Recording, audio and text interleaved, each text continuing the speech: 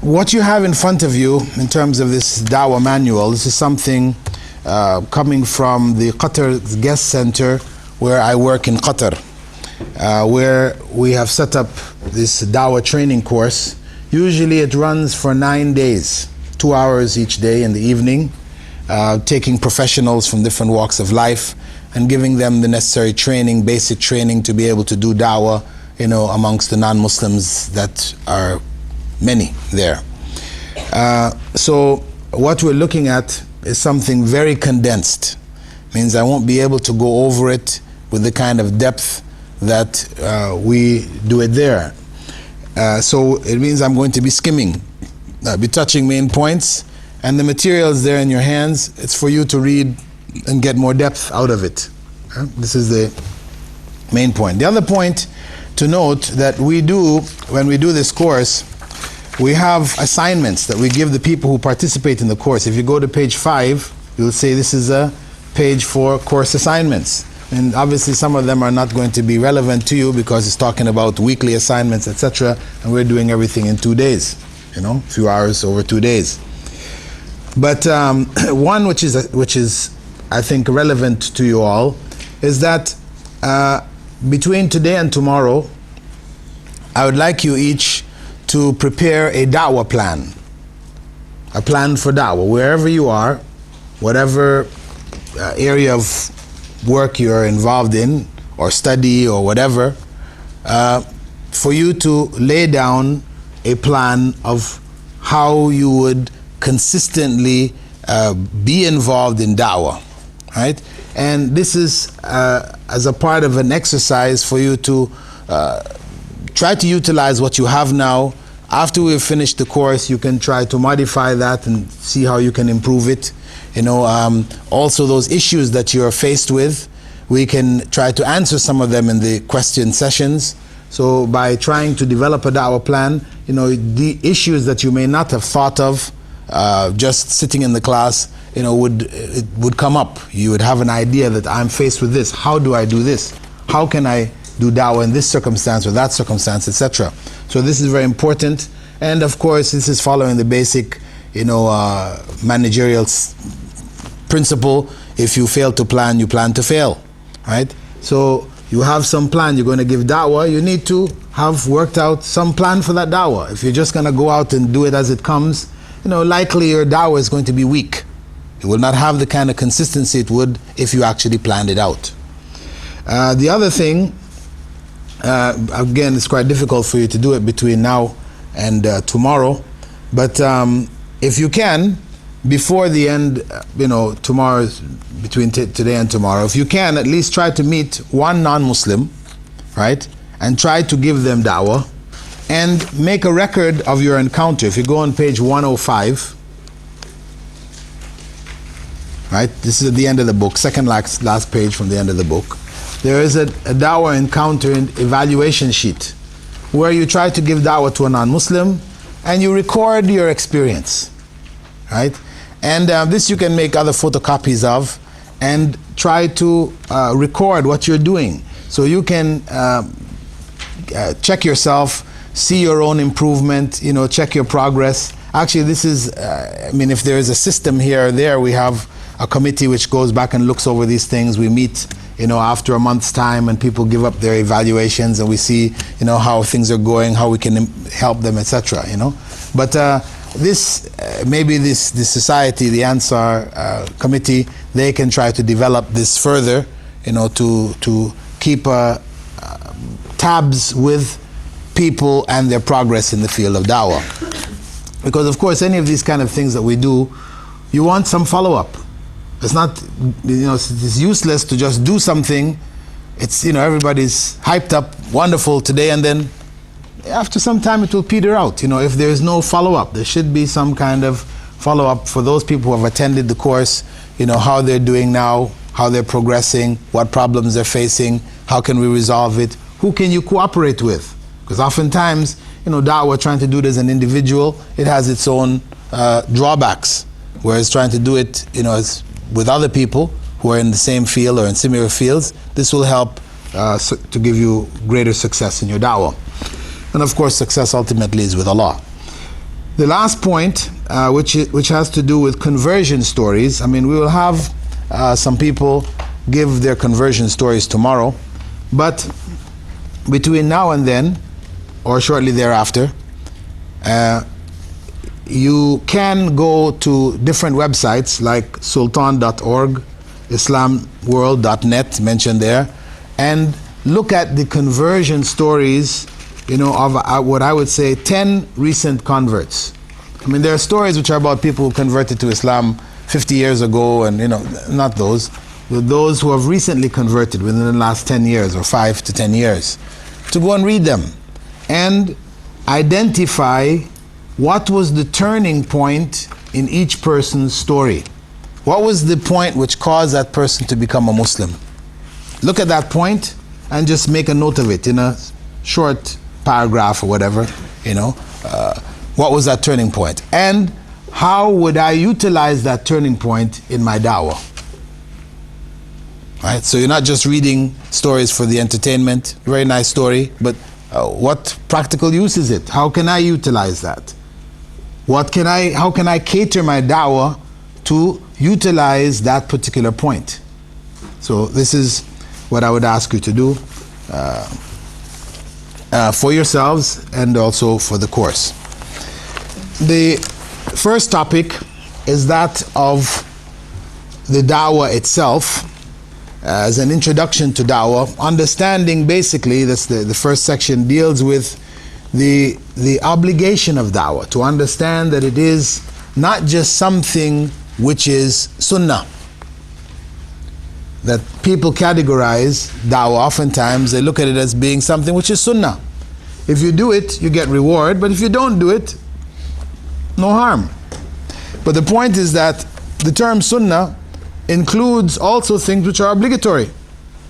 It's from the sunnah, for example, from the Prophet ﷺ. He has told us from the sunnah that in terms of our obligatory acts, say Salatul Eid, attending Salatul Eid. You'll not find it in the Quran anywhere, right? But Salatul Eid, the obligation of its attendance, comes from the sunnah. But so we can say it is from the sunnah, but it is from the sunnah which identifies what is obligatory. So from the sunnah there is what identifies what is obligatory, what is recommended, what is permissible, what is disliked, and even what is haram. The sunnah will identify for you things which are haram, which you may not find in the Quran. Eating of birds of prey, for example. It's not in the Quran. It is from the sunnah that it is identified. So this term sunnah, there are two meanings of it, and people mix up these meanings. When you're using it, one context, it means something that the Prophet ﷺ said, did, or approved. And something which is good to do. If you do it, you're rewarded. If you don't do it, there's no punishment. See, these are technical terms used in two different fields. One is in the science of hadith, it has a particular meaning. One is in the science of fiqh, right? Islamic law, it has another meaning. So it is important to understand that this term sunnah is not an excuse for not to do da'wah, right? That in fact the da'wah was the methodology of the prophets. That was their lives. That was their life's mission, was da'wah, conveying the word of Allah to humankind. And Allah praises those who do it throughout the Quran. There are many verses mentioned here, regarding it. وَمَنْ أَحْسَنُ قَوْلًا مِمَّنْ دَعَى إِلَى اللَّهِ وَعَمِلَ صَالِحًا وَقَالَ إِنَّنِي مِنَ الْمُسْلِمِينَ. Who is better in speech than one who calls to Allah and does righteous deeds and says, indeed, I'm among the Muslims. Allah praises the one who calls to Allah. Highly praise. And the Prophet ﷺ, of course, had mentioned that whoever calls to guidance will receive the same reward as the one who follows him, without any decrease in the reward of his followers. It's a basic principle. Anybody who accepts Islam, or anybody who finds their way to Islam as a result of your effort, then you will get reward from whatever that person does. And of course, each and every one of us on the day of judgment will be in need of whatever good deeds we can find. And alhamdulillah, this is a massive source of good deeds. We will see coming for us, we'll wonder where it came from. Because you do that good and you don't know the consequence, where it goes, ultimately. You do the best that you can, and inshallah that can be multiplied many, many times over for you. Anyway, the point is that dawah, as I said, is an obligation. It is an obligation basically according to one's ability. Though scholars have divided it into different categories, what they call the individual obligation or fard ayn and the community obligation or fard kifaya. Scholars have divided it into these two categories. However, the reality is that it is today fard ayn, an individual obligation. And scholars like Sheikh bin Baz, he said very clearly, in looking at this, that at a time when there is a shortage of callers, when evil is prevalent and ignorance dominates, sounds like our times, right? Dawah becomes fard ayn on everyone according to their ability. It becomes fard ayn for everyone according to their ability. So we cannot find any excuse not to give da'wah. And there are so many different ways. Actually, in the book, there's one section on tips for da'wah. Actually, it's called, it's on page 50 through page 57, called More Than 80 Ways to Make Da'wah. More than 80 ways to make da'wah. For all the different circumstances, at school, at home, the workplace, wherever. There are many, many tips here. Really, there's so many different ways. But what happens is that people don't stop and think about it, don't stop and analyze it. You just say, well, I'm in a class, non-Muslim students are with me for a minute and they're gone, how can I give da'wah? They don't stop and think out, in a day, where do I meet non-Muslims? How many times do I meet them? What are the different ways to give da'wah? Is it only just talking to people? No. It could be giving them a pamphlet, giving them a brochure.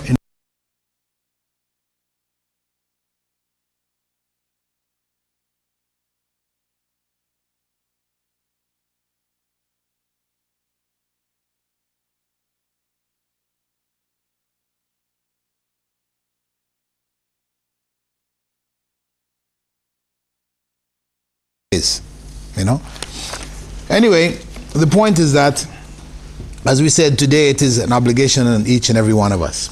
And the Prophet ﷺ, so as for a person not to say, well, according to ability, I don't have any ability. My knowledge of Islam is very weak, etc. Prophet ﷺ said, بَلِّغُوا عَنِّي وَلَوْ آيَةً. Convey whatever you've learned from me, even if it's only one verse from the Quran. And each and every one of us knows, قُلْ هُوَ اللَّهُ أَحَدٌ. قُلْ هُوَ اللَّهُ أَحَدٌ is the essence of the message. It is the solution to the problems of all of these other religions and communities, etc. Because they don't know قُلْ هُوَ اللَّهُ أَحَدٌ. Now, you might think that قُلْ هُوَ اللَّهُ أَحَدٌ means, say, He, Allah, is one.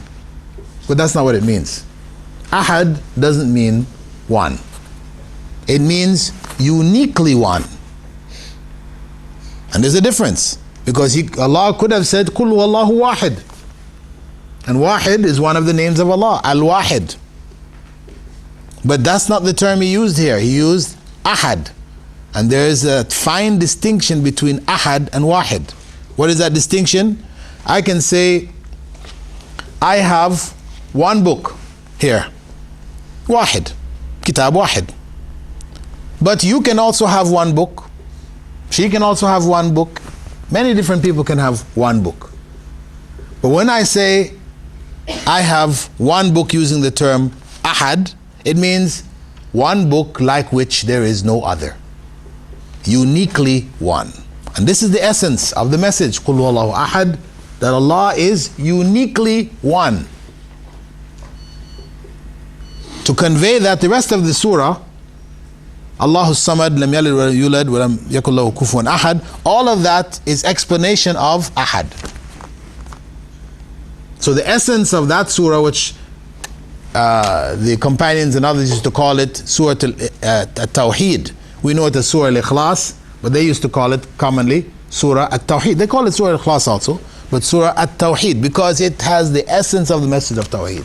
So powerful that the Prophet ﷺ said that it's equivalent to a third of the Quran.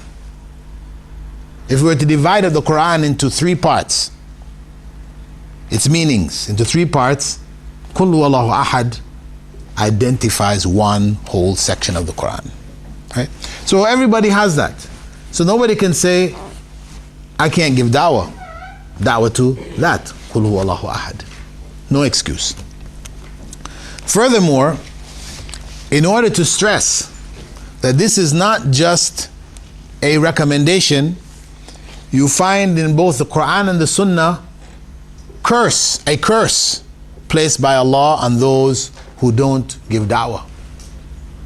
Those who have the means, who have the knowledge, and they don't convey the message, they are cursed by Allah. And we can find that in Surah Al-Baqarah verse 159, إن الذين يكتمون ما أنزلنا من البينات والهدى من بعد ما بيناه للناس في الكتاب أولئك يلعنهم الله ويلعنهم اللاعنون. Indeed, those who hide the clear messages and guidance that I have revealed after I have made it clear to the people in the scripture, those are cursed by Allah and cursed by all who would curse. And the Prophet ﷺ had said, من كتم علما مما ينفع الله به في أمر الناس أمر الدين ألجمه الله يوم القيامة بلجام من النار. Whoever hides knowledge by which Allah benefits people in their affairs, in the affairs of their religion, Allah will bridle him on the day of resurrection with a bridle from the hellfire. This is serious. And it's one of the basic principles in Usul al-Fiqh, that if the consequence of an action is that one receives punishment from the hellfire as a bridle is what you put on a horse to control him, right? If the consequence is the hellfire, an element of the hellfire, then it means that that act is haram. So it is haram not to give dawah when one is able. Now, of course, one may say, I'm not really hiding knowledge, because when we think of hiding knowledge, we think in terms of somebody coming to you and say, can you tell me about Islam? And you say to them, no. I don't think you deserve to know about Islam because, you Britishers are involved in Iraq and killing our Muslim brothers, so I'm not going to tell you about Islam. Okay, that's obviously hiding the knowledge. That's kitmanul ilm in the obvious sense. And of course, that's not permissible. Not permissible. But there is indirect hiding. Indirect hiding means that you had the means. This is a person who studies with you in the university. You've known them for the last 4 years. You studied throughout the university, you knew them. They're in all your classes. You talk to them about homework. You talk to them about everything under the sun except for Islam. You have hidden the knowledge. You had all the means, but you hid that knowledge. And of course, on the day of judgment, that person will curse you. That person, when Allah calls up that person for judgment, that person will curse you. Will ask Allah, double that person's punishment. So, the obligation of conveying the message of Islam is not something to be taken lightly.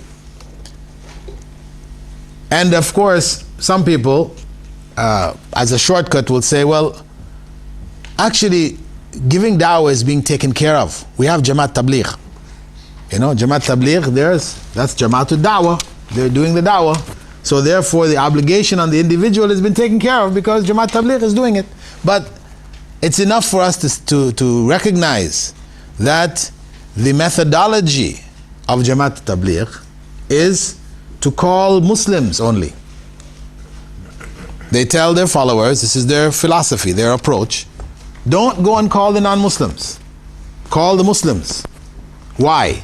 Because if you invite a non-Muslim into Islam today and Muslims are in such bad shape, it will drive them out.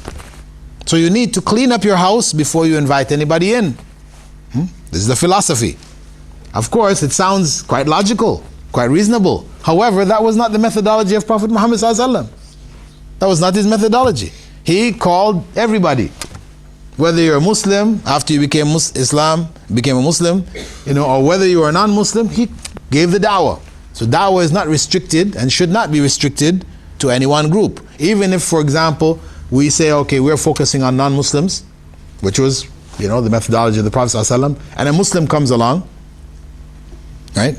And you say, well, no, my focus is on non-Muslims, so I'm not going to deal with you. Well, of course, remember in the Quran, Allah said what? Abasa wa tawalla. What is that surah all about? Prophet Muhammad ﷺ, wanting to deal with a group of leaders of the non-Muslims, a Muslim came to him, needed some da'wah, and he turned away. And what did Allah do? Allah chided him. You shouldn't have done that. Give the man the message. In fact, he has the first right to it. So for our da'wah, it is not limited to any one group. Some people try to make a distinction between da'wah and what they call islah. We use da'wah when we're calling non-Muslims and islah when we're calling Muslims. But really, this is a technical definition which they have made, which is not really from the statements of the Prophet ﷺ, or the Sahaba, etc. They use da'wah to cover everything. If you want to make that distinction in terms of your own program, there's no harm. It's not to say you're doing a bid'ah, something evil, etc.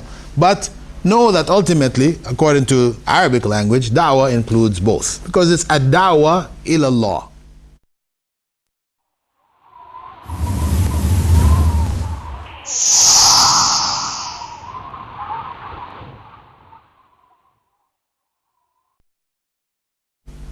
That is what the full translation of or term is, ad-da'wa ilallah. And actually we've now entered into the characteristics of the call. Ad-da'wa ilallah. That is the full term.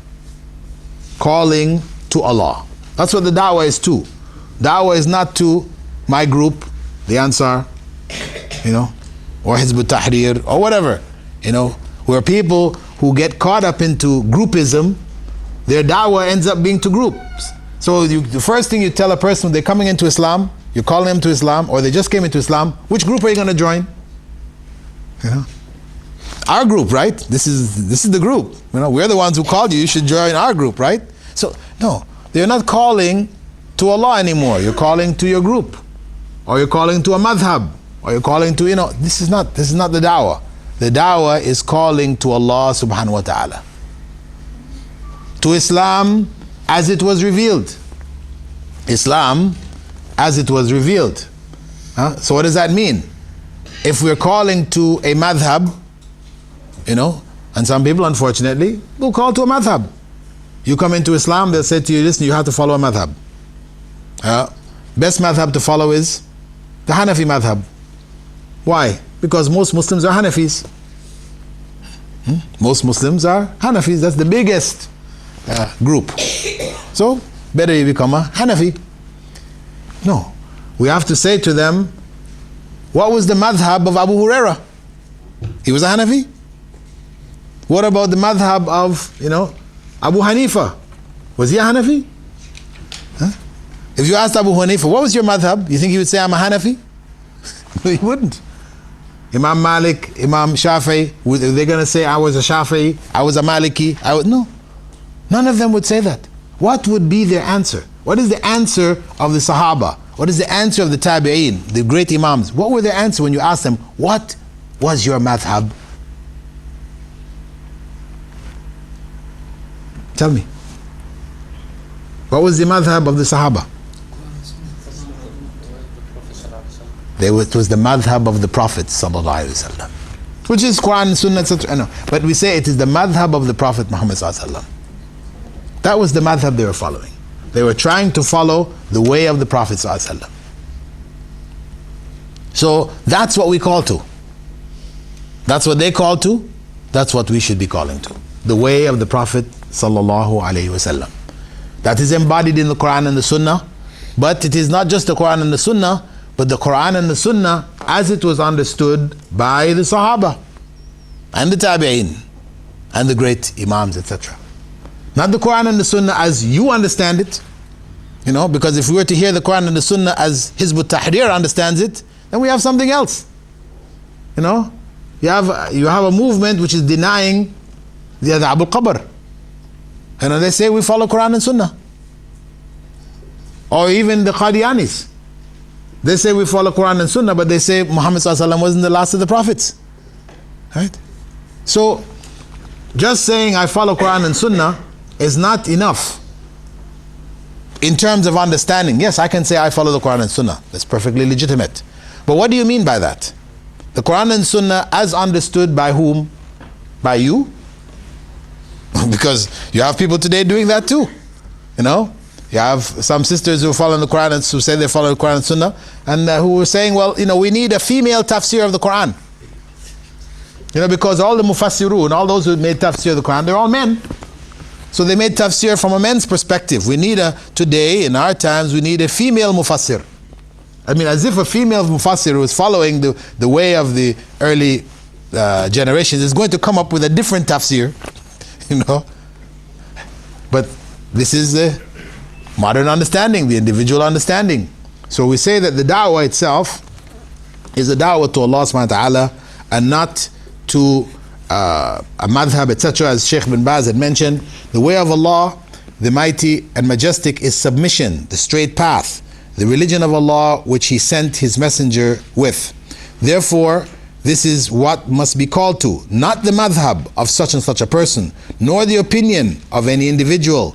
The way of Allah is that which the noble Quran and the pure authentic Sunnah of the Messenger ﷺ directs one to.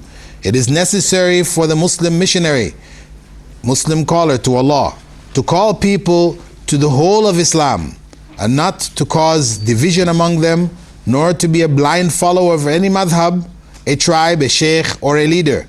Rather, his aim should be to affirm and clarify the truth and establish people upon that truth, even if it contradicts the opinion of such and such a person or so and so. So this is the essence of the da'wah. It is to the way of the Prophet ﷺ as it was understood by the early generations. And of course, there are a number of different references that the Prophet ﷺ made to that way. Because you find people say, well, you know, in Islam, there are many ways. Why should we restrict things to one way? There are many ways. But actually, if you listen to that argument, that is like the argument of those who say there are many ways to Allah. You have people out there who say there are many ways to Allah. Even some people who call themselves Muslims. They are known as the perennialists. Perennialists who have headquarters here in the UK. You know, the Islamic Text Society. If you've seen, or if you know that group, I mean, they promote this idea. This idea that all religions, really, as long as you're sincere, you're on a path to Allah. That religions in relationship to Allah is like a wheel. It has spokes and a hub in the middle. All the spokes lead to the hub.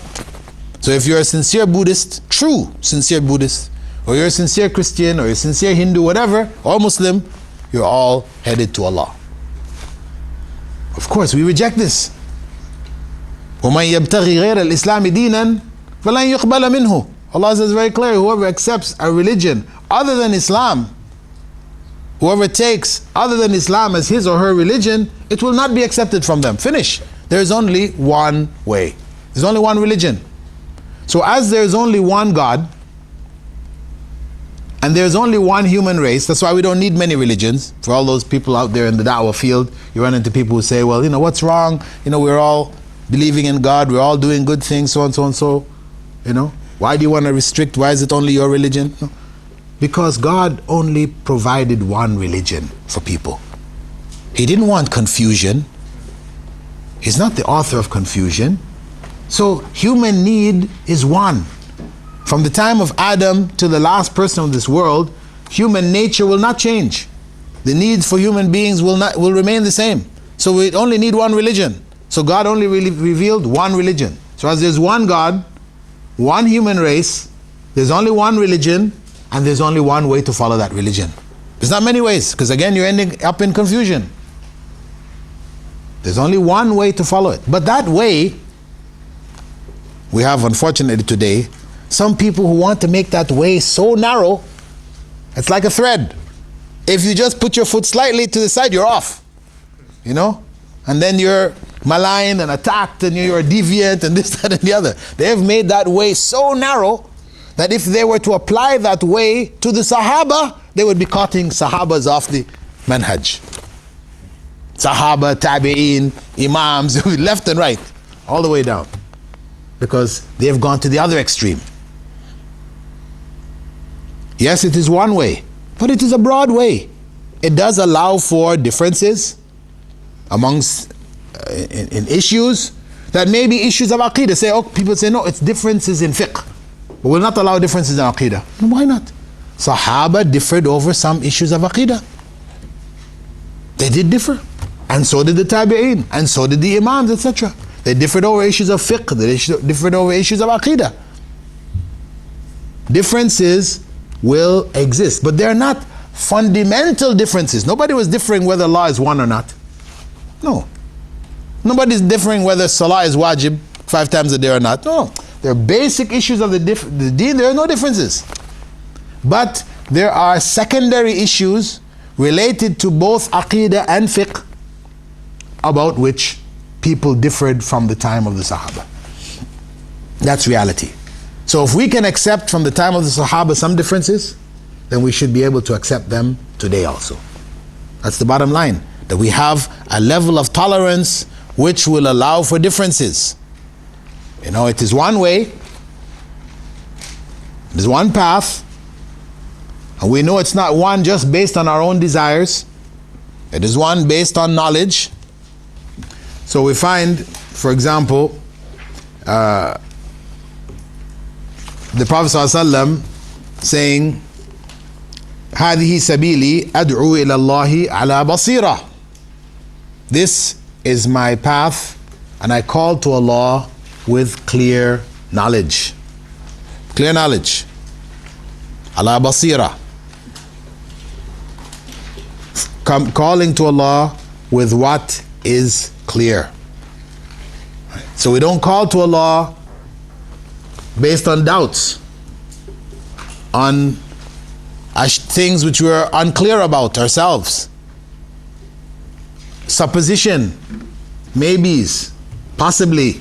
No, we call to Allah based on what is clear. So that is essential principle in the calling to Allah. And of course, when we call to Allah, call people to Allah, meaning calling them to the religion of Allah, the religion of Allah has a variety of elements. And we have to put these elements in some kind of an order of priority. What do we call them to first? And we know Prophet ﷺ, when he sent Mu'adh ibn Jabal to Yemen, he said, إِنَّكَ تَقْدَمُ عَلَى قَوْمٍ أَهْلِ كِتَابٍ فَلْيَكُنْ أَوَّلَ مَا تَدْعُوهُمْ إِلَيْهِ أَنْ يُوَحِّدُوا اللَّهَ Ta'ala. You'll be going to Christians and Jews. So the first thing that you should invite them to is the assertion of the oneness of Allah. So that is the core message. That should be what we focus on. However, that doesn't mean that in every conversation you have with anybody calling them to Islam, it has to be on the oneness of Allah. Somebody comes and asks you about hijab. Why do Muslim women cover themselves up? You know, why are you forcing, to men they will say, why are you forcing your women to cover themselves up? Or to women, why do you women allow men to force you to cover yourselves up? You cannot ignore their question and say, listen, Allah is one. Right? This is what you need to know. Don't worry about why we do this or why. No, you need to know Allah is one. Well, that's true. They do need to know Allah is one. But in the course of giving dawah, you know, you must deal with the questions that they raise. You fulfill what they are trying to get clarity on, and then you try to bring that back to Allah subhanahu wa ta'ala. Because of course when you describe hijab, you know, you will describe, you know, the purposes of hijab, which Allah has then identified in the Quran. So you take it back to Allah ultimately. But you must deal with what is in front of you. But you have an idea, you have a focus. What is the most important point that I need to get to this person? What is going to save them on the Day of Judgment? Whether they accept hijab or they don't accept hijab, you might find a nun, right? A Catholic nun who accepts hijab. Wonderful, beautiful. But she's on a path to hell. So it's not accepting hijab or not accepting hijab is not going to necessarily make a difference whether a person makes it to paradise or not. But what will make the difference is whether they believe in the oneness, the unique oneness of Allah subhanahu wa ta'ala.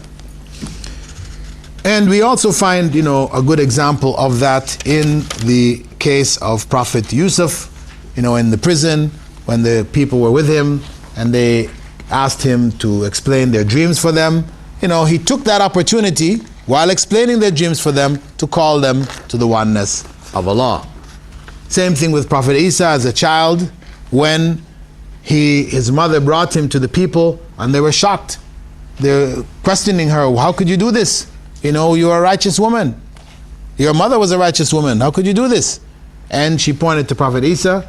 He dealt with it. He clarified that his mother was a righteous woman, but he used that opportunity to call them to the oneness of Allah. So that is the unique oneness of Allah, is the main goal. Actually, the first two chapters, you have questions on page 10 and page 15. Those are for you to go over just to make sure you have caught what you're supposed to catch from that.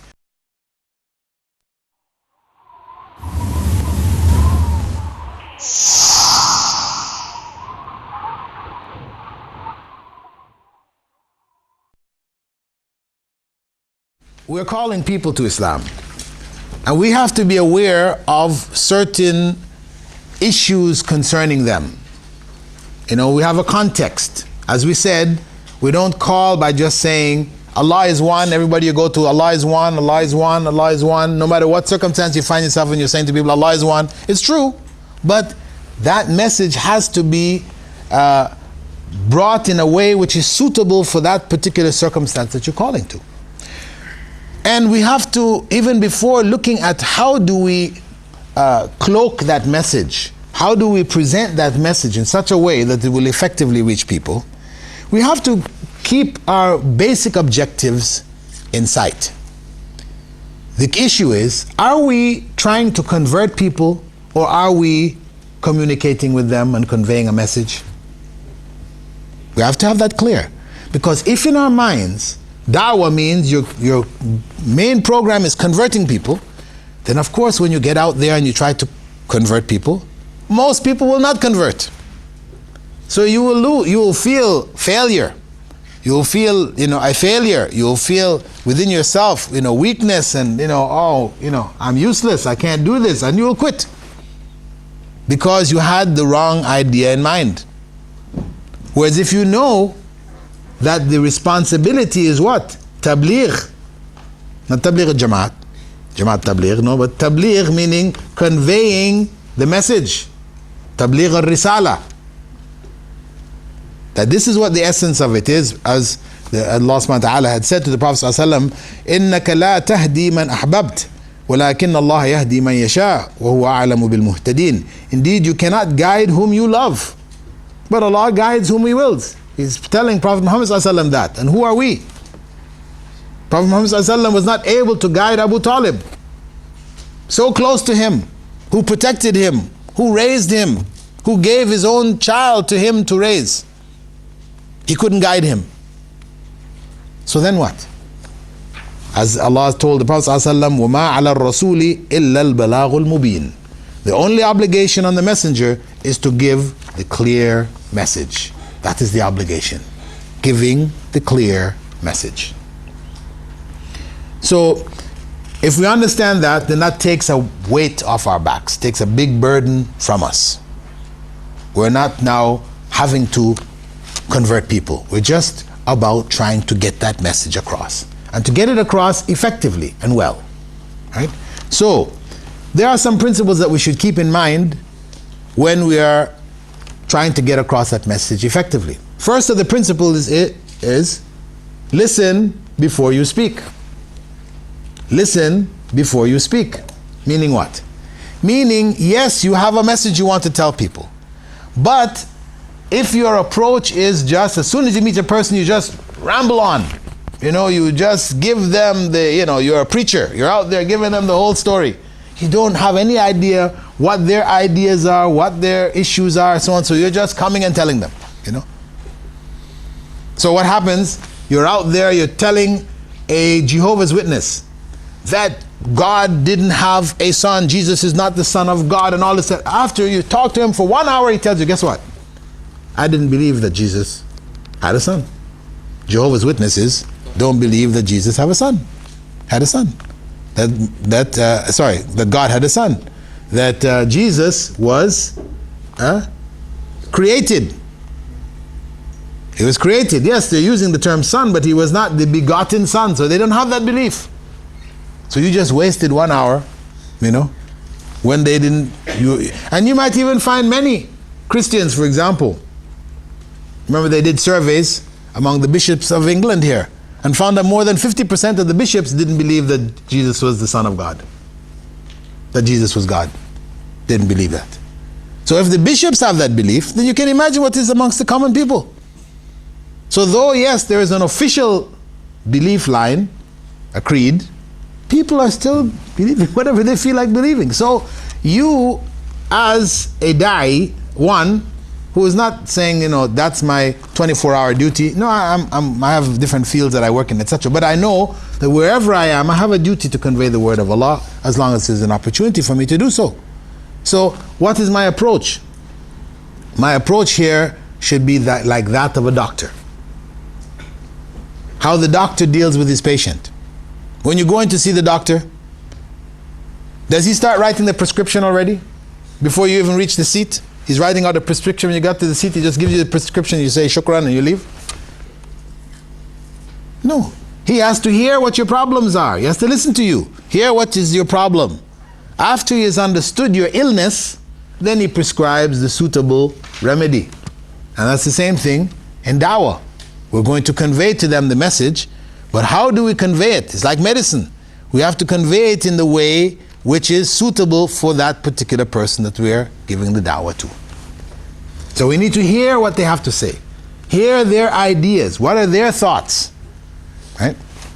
Second point to keep in mind is that you should put yourself in other people's shoes. Meaning, when you're giving dawah, the language that you're using, stop and think.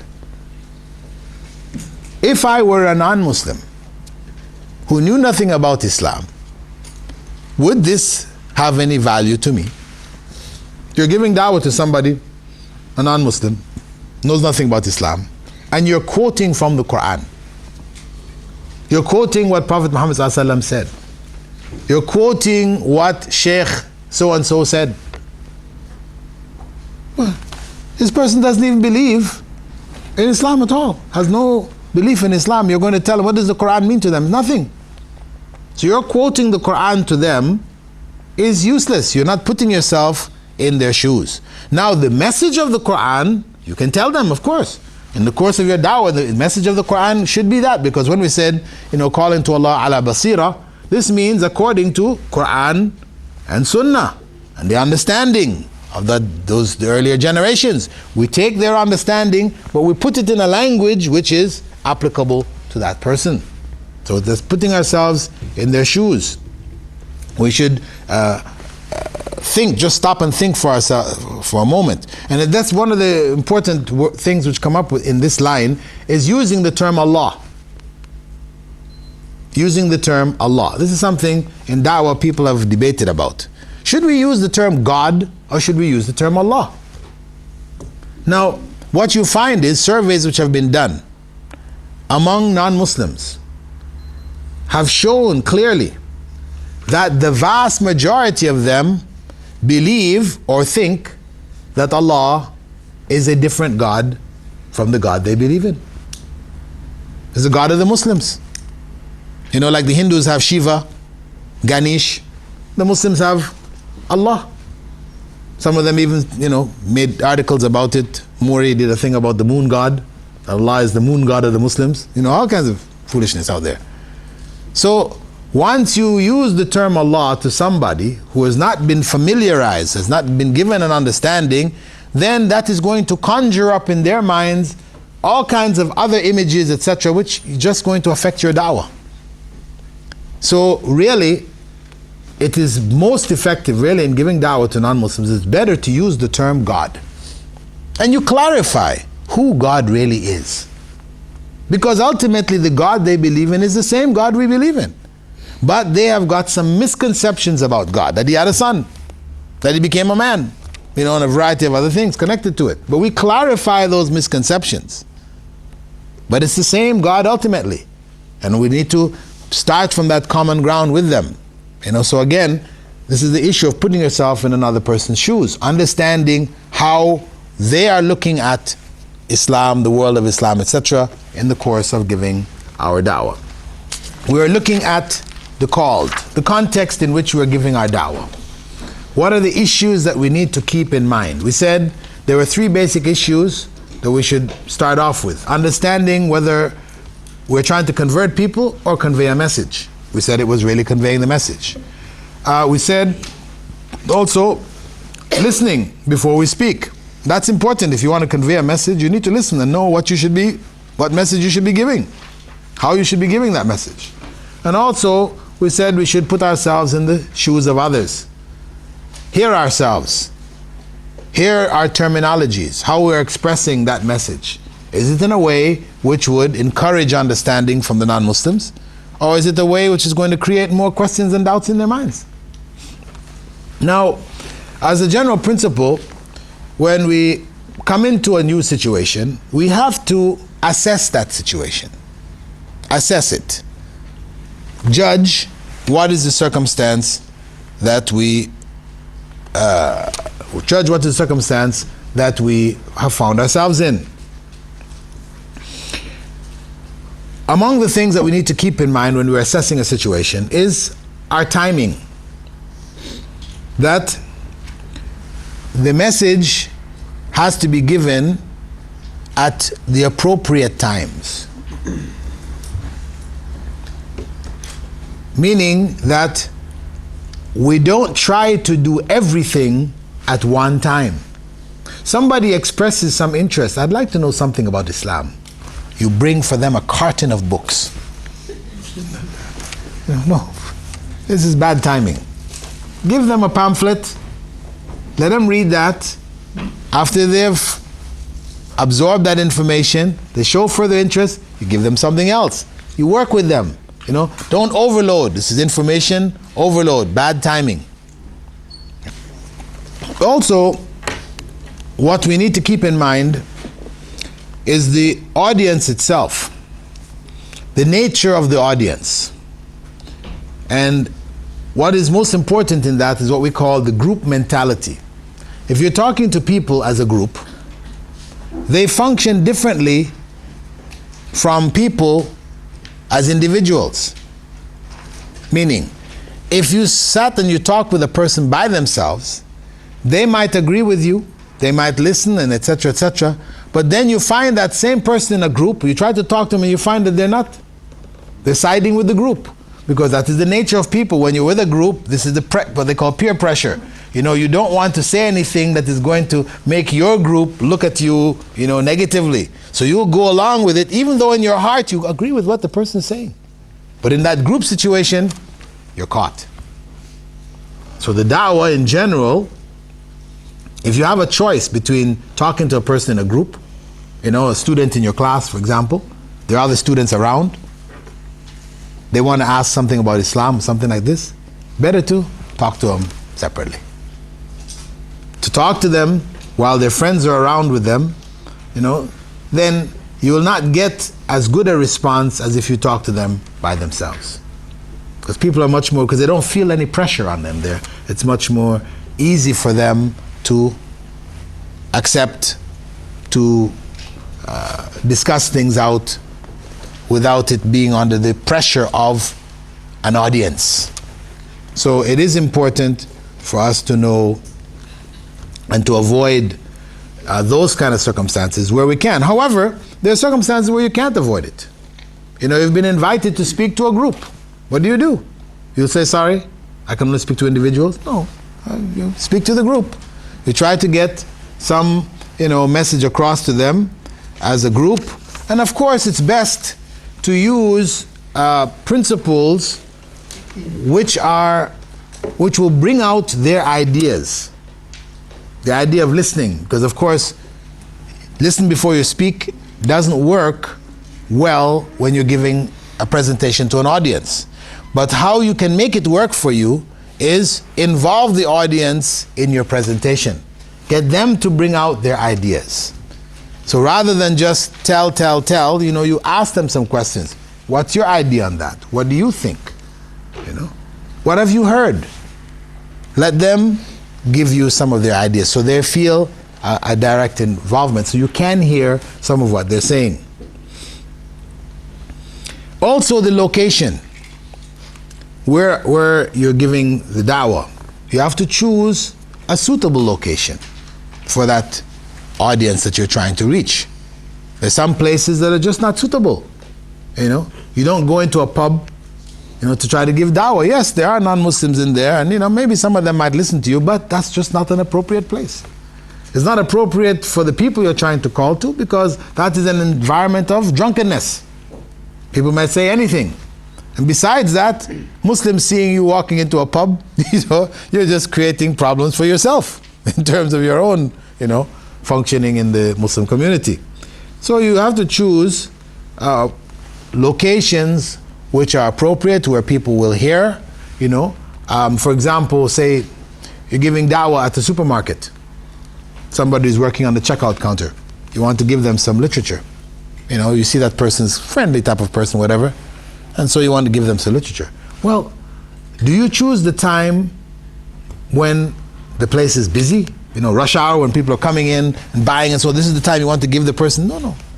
There are times in the day when nobody's coming in. Hardly anybody comes in to buy anything. That's the time to go and give the material that you want to give. So, even in terms of location, there are elements of timing that link up with location. Actually, all of these are interlinked.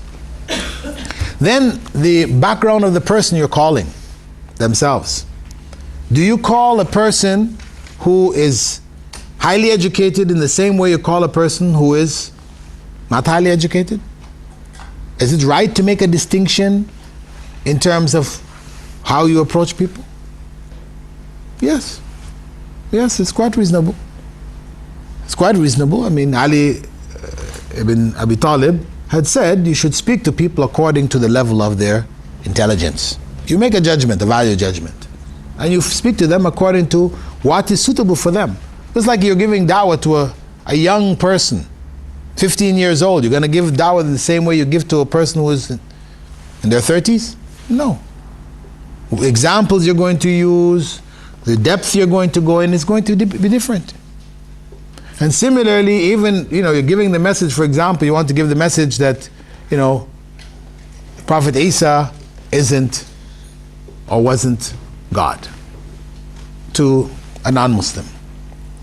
Now, if you're talking to a person, simple background, who's not studied philosophy and all this kind of thing, you can reach them very simply by saying to them, could you ever be God?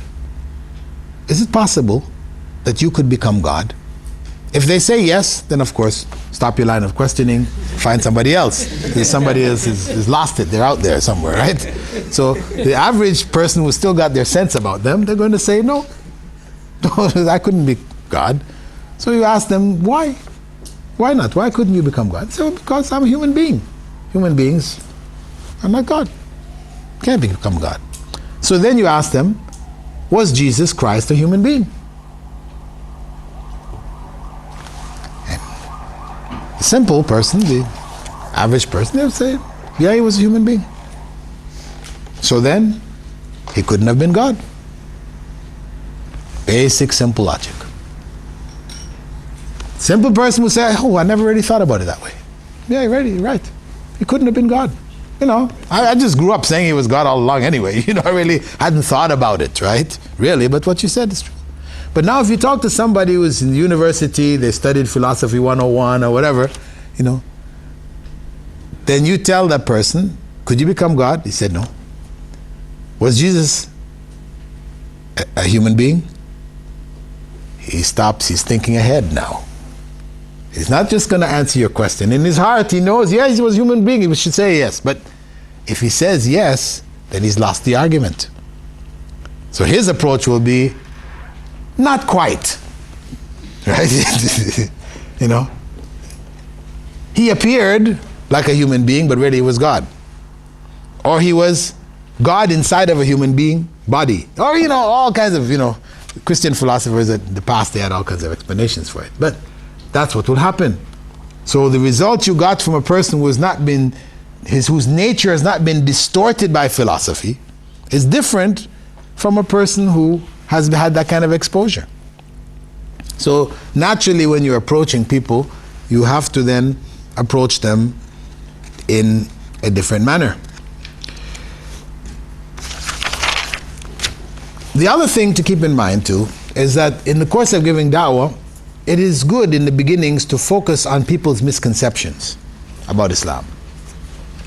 In fact, usually myself, when I'm invited to give a talk at universities or whatever, non-Muslim environments, my basic beginning talk is misconceptions about Islam and Muslims, where I explain about misconceptions concerning religious issues, about Allah, showing them that yes, we believe in the angels and the resurrection and the things that you believe in.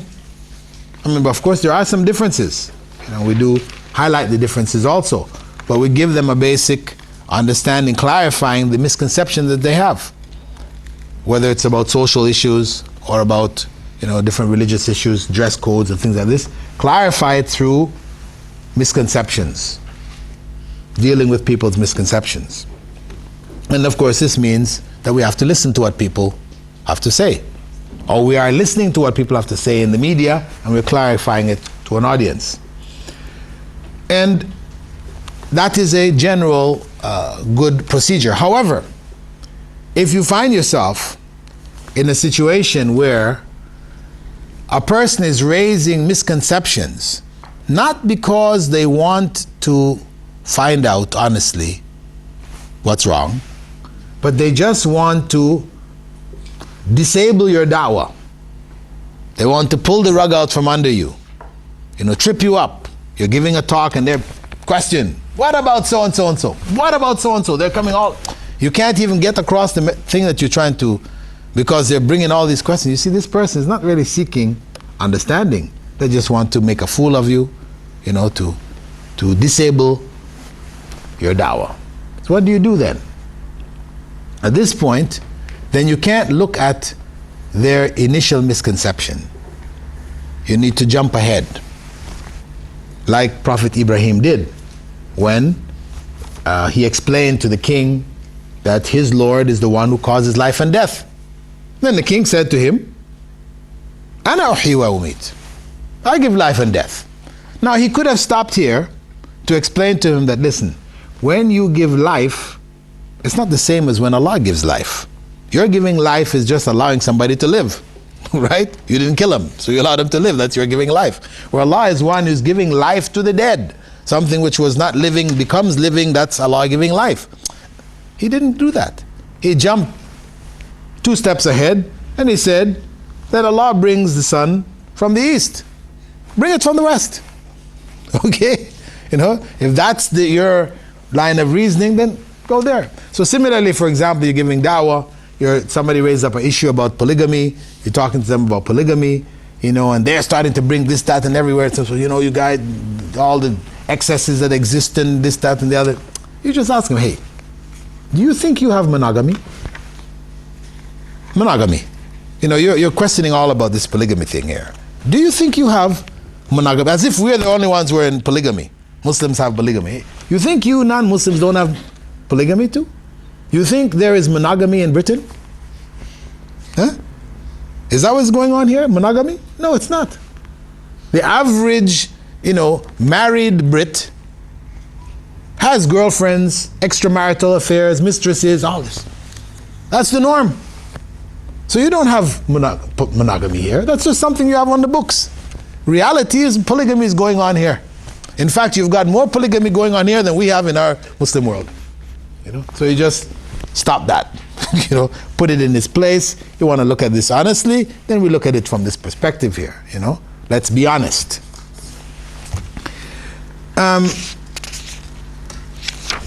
In terms of the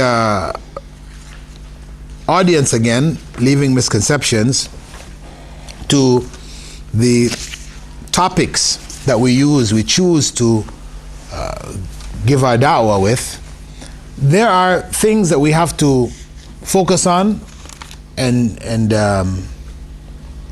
we said that Tawheed before was what Prophet ﷺ stressed when going to Christians and Jews, people who have a concept of one God, that we should focus on that. So we should choose our topics based on that understanding. You're talking to a Hindu, then you have to choose a topic, appropriate to his or her understanding as a Hindu. We also have to look at the method by which we deliver that message. What is the method that we use? Do we use an emotional method? People are coming at you with emotionalism. Do you respond in emotionalism? Or should you be calm? Don't get caught up in the heat of the emotion. Well, there are times when emotionalism is important and is good. And there are times when it's not. And Prophet Muhammad ﷺ, in giving his khutbahs, you hear the companions describing him sometimes speaking and his eyes would become red. His voice became loud, stressing certain points. So there are times for that, and there are other times for calmness, etc.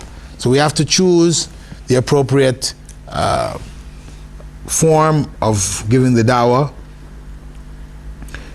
which will effectively carry our message across to the people.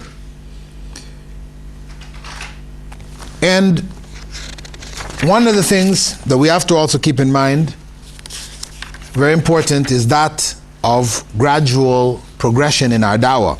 That's page 29 to 31. Gradual progression in our dawah. What are we dealing with here? That people in general are on different scales. You have people on the very bottom scale, which is a person who is negligent. They don't care to hear what you have to say. Not interested.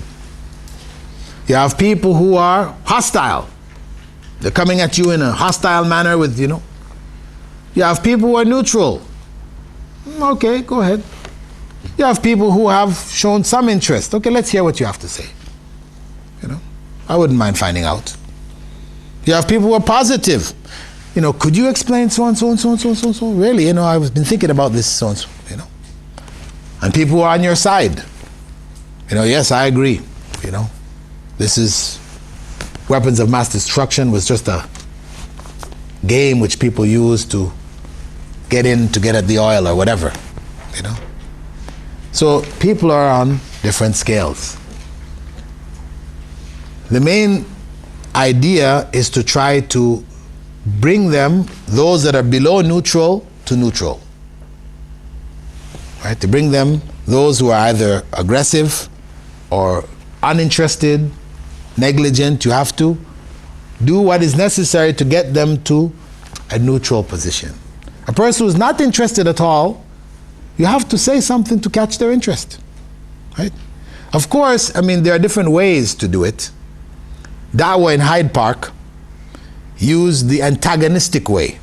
Right? You say something which will antagonize them and then they get involved in your conversation. Right? That's not always a fruitful way. But to try to choose, a topic which is closer to their heart, something which will touch them, which they hadn't thought about, or which they thought about and they didn't find an answer for. Something which will catch their interest. You'll try to, in other words, you choose topics which will cause them to get involved. Well, yeah, I'd like to know about that. A person who is that, like, the example of that is like the purpose of creation. Why were we created? Is the question everybody asks himself. sometime in his life.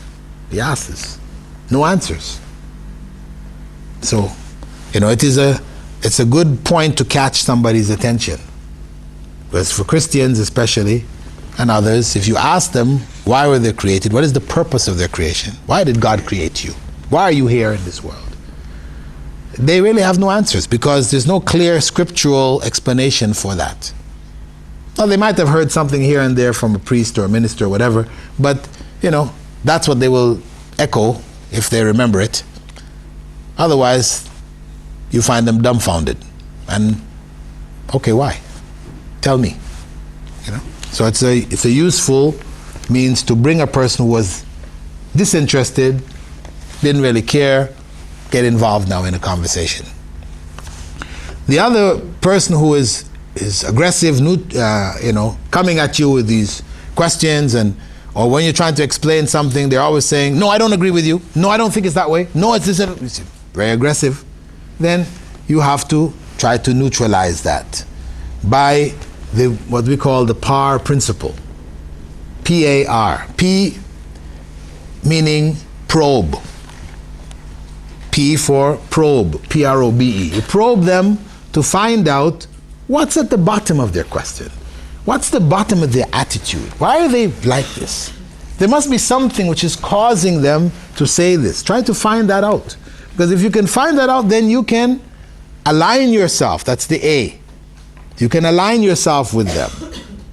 This person coming about, you guys, always killing Muslims. Then you find out, okay, his father was killed in the Gulf War or in Iraq or whatever. Okay. So it's good. You explain to them, well, I can understand how you feel, having lost your father. I mean, this is something very difficult, to deal with. And, so you try to align yourself, cutting somebody's head off on the television and holding his head up and, it's horrible, really, really. It's something terrible. It makes me sick to my stomach to see that, I can understand how you feel. This is your line. I can understand how you feel, you have aligned yourself with them. So they don't feel it's us and them anymore. They say, okay, this person is sort of like on my side, right? So that way you neutralize their hostility. And then that makes them now, from there you try to raise them. That's your R, P-A-R. You try to raise them from that position of neutrality now to a position of being interested, to one of positive, and then ultimately, inshallah, to guidance.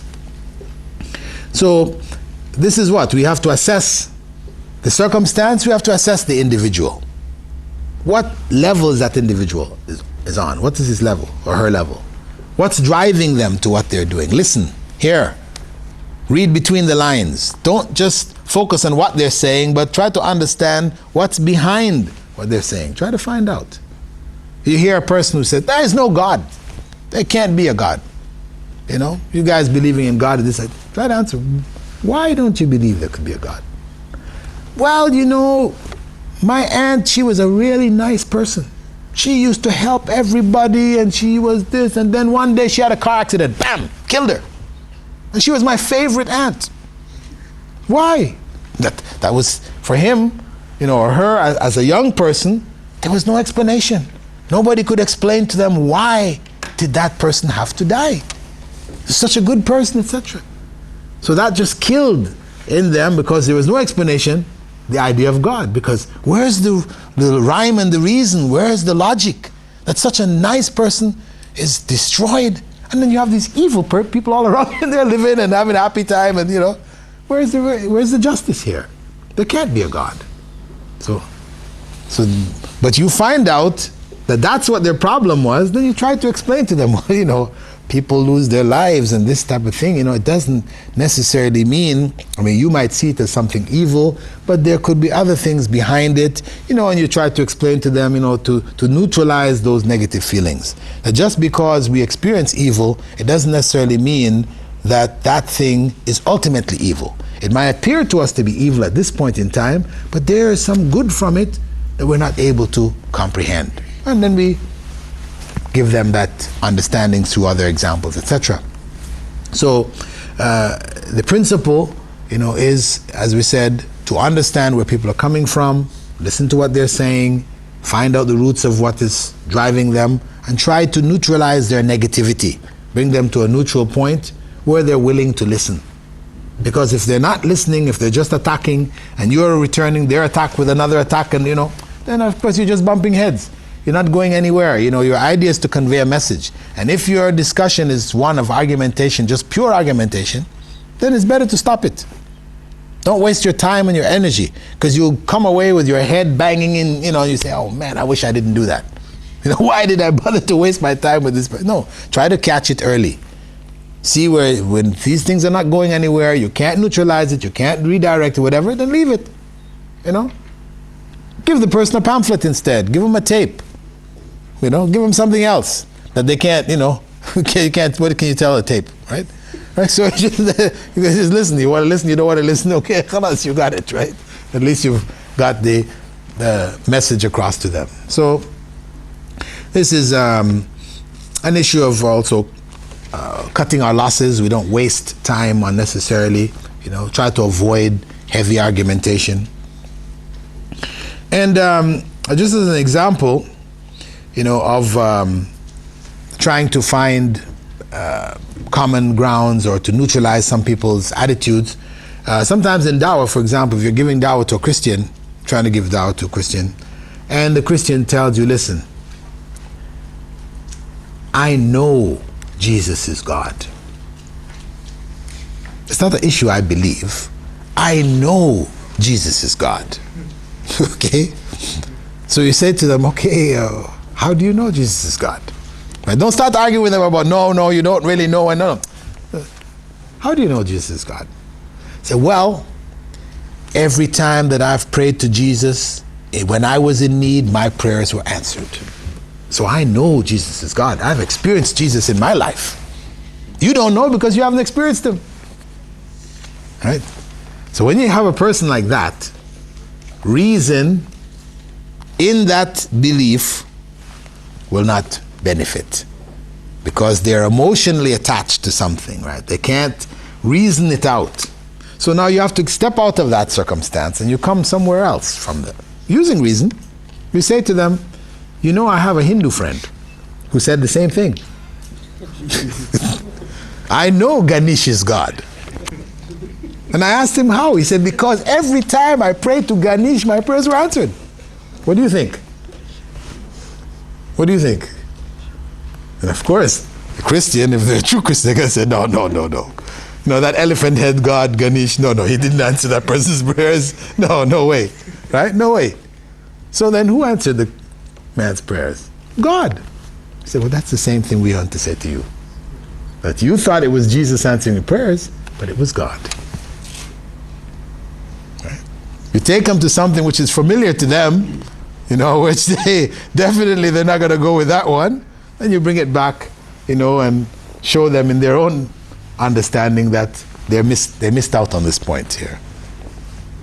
So we try to give the dawah to people in a gradual way. Don't feel we have to give everything to them one time. We try to move them along gradually. Sometimes, of course, when we awaken to Islam, we become very zealous. We want everybody to practice Islam as we understand it now, right now. There's another danger we have to beware of. Give people a chance to grow, to progress. We have so many of the laws of Islam came gradually, allowing people an opportunity to grow with the guidance. So similarly, we try to convey to them a reasonable amount of the message, to take them to one point, and then give them a chance. Sometimes I know in Qatar, we will have people calling us up. I have somebody who wants to accept Islam. I said, really? Yeah, he's ready to accept Islam. So how do you know? I gave him a pamphlet and he accepted it. Wait, hold on. Did he say he wanted to read another pamphlet? Did he ask you? No. It's just he accepted the pamphlet. So take it easy. Give him a chance to read it. See what he says after that, right? Sometimes we become sort of overzealous, in the dawah, right? So this is, inshallah, we try to allow progression, development in people in the course of the dawah.